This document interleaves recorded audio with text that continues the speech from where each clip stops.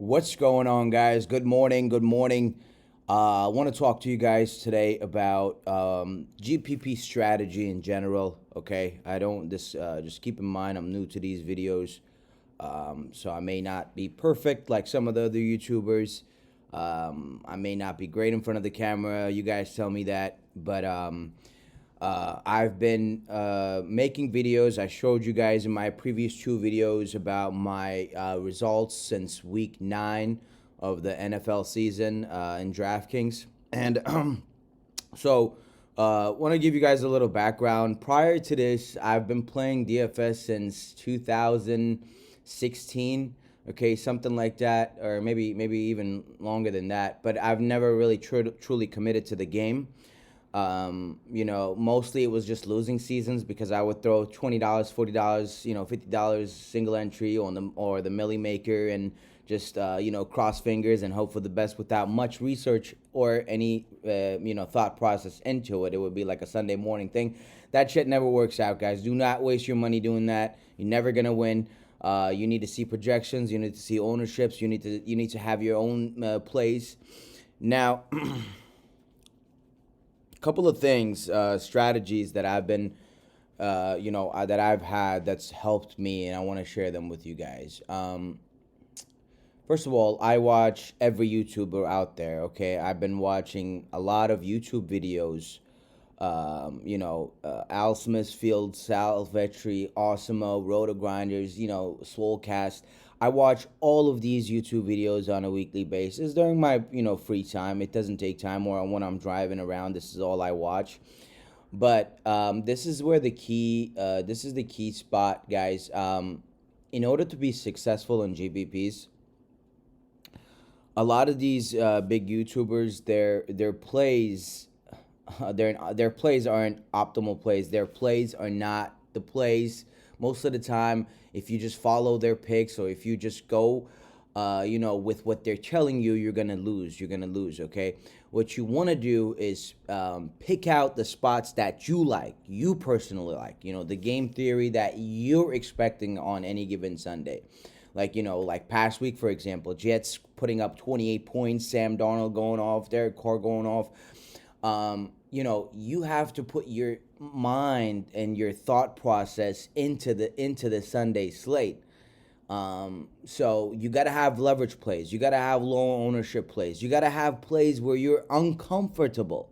Okay, you're uncomfortable to make the plays, but if you're high on something, just go for it. Okay, and I recommend, you can apply that theory to single entries, multi-max entries. Just know the field that you're playing, how many people you're going up against. So if you're going up against 200,000 something people, you have to get really creative, and there's going to be a lot of uncomfortable plays. And if you're max entering these tournaments, you're going to need to have leverage. So you're going to have higher percentage of maybe low owned plays in order for you to get yourself to the top with one of those lineups. Because if you think about it, guys, it all takes is that one lineup for you to get the top of the ceiling. So I've been playing. If you think about my case, I only started multi-max entering these $9 slant. This $9 slant tournament, normally about 45 to 60,000 people in it. And it's been since week 9 that I've been max multi-entering. And week 9, if you see my previous video, I had two finishes in the top 10. I had 5th and 10th place. I had like a $16,000 ROI. And then if you look at my this past week, week 14, I had 2 lineups in the top 10. So this is not a bragging video. I'm just sharing you guys. I'm just telling you guys kind of what helped me, and I'm sharing my results, not to brag, but more so in order for you guys to trust me and know what I'm talking about, and see where I'm coming at. So your preparation throughout the week should be watch every goddamn video. Watch every goddamn video, and then make sure you have yourself some sort of platform, okay? Whatever it may be. Roto Grinders has one. There's a couple other websites. You got a platform where you can see projections. You have to see projections. You have to see ownerships. You have to see the leverage spots. You have to do your study. You have to have a game theory. and you have to use your own brain. Do not go to somebody's YouTube channel and just get their plays. Like, okay, like I see like this big YouTuber coming up, Sal Vetri, right? He's got about 34,000 followers. Now, he's great. His content is great. He's a great speaker. But if you just go off of his plays, his yeses and nos, you're completely setting yourself up for failure. Go past and see which one of these players have actually done well. Like, do your own fucking research. Get off this mentality. Stop buying lineups, okay? Um, so you have to have your own game theory. Look at and always follow the Vegas totals. See line movements. See where like teams are spiking. What teams are expected to do well. See where the money is going. I don't really like. I see a lot of people like they know a lot about like air yards or what players do what spots well. I mean, there's a lot of statistics that really go into the stuff, but at the end of the day, guys, I don't really pay too much attention to all that. I just look at game theory. I it's kind of like playing those little showdown slates. Like, what do you think is going to happen? For example, Browns against Titans, like this past week, right? Everybody, after seeing Henry blow up, people jump on Henry. He's owned 20%. Where if you think about it, that particular game, the Browns were 6-point dogs. And I'm referring to last week because we all have short memory, right? We remember what happened last week. Browns were 6-point dogs, and they're 8-3 football team. Okay? Now, how do you leverage your spot over a player like Derrick Henry? Okay? You have to assume that in order for you to leverage yourself, you have to assume that Derrick Henry is gonna go all. I'm sorry. You got to assume that either somebody on the Brown side, whether if it's the running game, whether if it was Kareem Hunt as a cheaper play option, or maybe Baker Mayfield with the passing game. Okay, they were gonna go off, and when Tennessee plays from behind, what happens to Derrick Henry? He gets a dud. He doesn't catch balls out of the backfield, and that's exactly what happened, guys.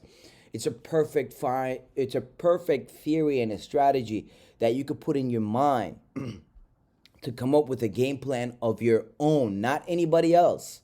Okay? If you just play highly owned players, you're going to fail over and over and over again. You got to find your leverage somewhere. I'm not saying don't play any of the chalky players. You can play some of them. You can have success. You're going to need some of the chalky players because they're valued good for a reason. They're either target monsters, or they have a great matchup, or they're too cheap for their price tag. Many reasons. You got to have some of those too. Okay? But so yeah, going back to that Cleveland Tennessee game, what happens? Fucking Baker Mayfield goes off, blows up.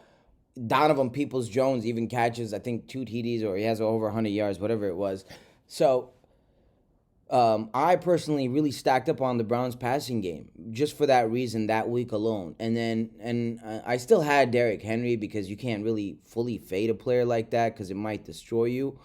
I'm not calling myself a genius, but everything that I kind of predicted this past week happened, and it was mainly because of my thought process. I was trying to get leverage elsewhere, and I was trying to get leverage over the highly owned players. Look at Austin Eckler, for example. Okay? 30-something% owned. Yeah, I had a lot of Austin Eckler too, but lower than the field. Why? I mean, what was the leverage play, for example, by not playing Austin Eckler? It was the Patriots defense. It was the Patriots defense. It was the most clear play on this. Like, it was so clear, okay? But they were only 5% owned. You have a rookie quarterback that's throwing fucking 50 times a game against Bill Belichick. Like, it was a recipe for disaster. I mean, obviously, no one expected the outcome, the way, like, them scoring 31 fantasy points. I didn't expect the goddamn thing either, but I think you guys get my point. You understand what I'm trying to say. You know where I'm coming at. To win these large tournament GPPs, have yourself a nice optimizer. But optimizers won't help you without you without your own game theory, without your own plays, without your own leverage plays. Optimizers are just there to make your life easier because you're max multi-entering. You're not going to fucking build 150 lineups by hand, right? Nobody does that. I mean, if you do, God bless you, but you still have to know. So if you were to do that by hand, you still need an optimizer because you have to see what percentage of players you're playing. So I wanted to hop on here. You know, it's 8:09 right now. On a beautiful Tuesday morning, I wanted to hop on here, share my thoughts with you guys, and I wanted to share what's helped me in GPPs specifically. I only play GPPs. I fucking hate cash. I can't stand it. It's boring for me. I want to get to the top. I want to win big, on one day like that. So, and I've been able to do that. So I hope you guys enjoyed this short little video. I'm going to keep, I'm new to the YouTube. I don't got all the bells and whistles.